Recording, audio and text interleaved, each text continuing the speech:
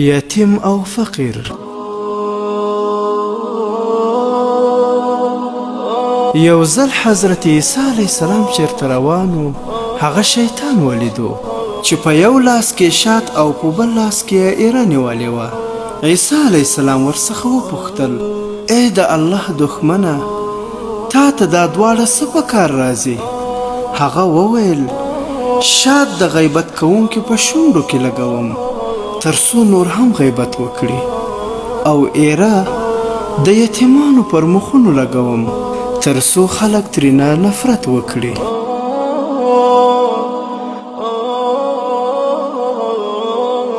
د نبی علیه الصلاة والسلام ارشاد مبارک دی چې الله تعالی پر رحم کوونکو باندې رحم کوي. تاسې د ځمکې په مخلوق رحم وکړئ، آسمان والا به پر تاسو رحم وکړي. او دغسې د نبی علیه الصلاة والسلام څخه روایت دی چې د قیامت په ورځ به یو سړی راوستل شي، الله جل جلاله هغه ته داسې معذرت کوي لکه چې په دنیا کې یو سړی له بل سړي نه معذرت کوي. الله جل جلاله ورته فرمایي: زما په خپل عزت او جلال قسم چې ما دنیا له تا نه ستا د بېقدرۍ په وجه نه وه لرې کړې، بلکې د هغه عزت او اکرام په خاطر چې ما ستا لپاره تیار کړی و، ته مې له دنیا نه محروم کړی وې.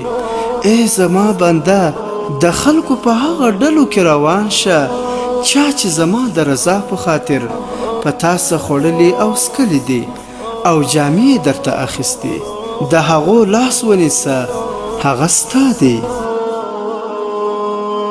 خلک به په دې ورځ په خپلو خلو کې ډوب وي او هغه به د خلکو له منځ نه هغوی له لاسه ونیسي او له خپل ځان سره به یې جنت ته بوځي.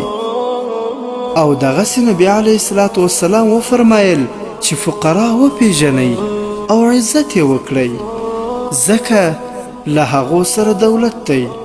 پوښتنه وشوه: یا رسول الله، له هغو سره کوم دولت دی؟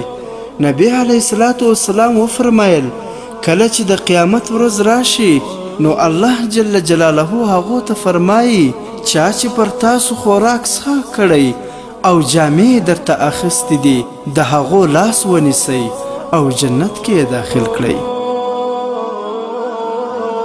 عبرت. ګرانو دوستانو، د اختر ورځې دي، موږ تاسو باید چې په دې خوشحالۍ کې شاوخوا یتیمان او فقیران هیر نه کړو، ځکه د یتیم سره چې څوک ښېګڼه وکړي د هغه پایله داسې وي لکه تاسو چې په حدیث شریف کې واورېدل.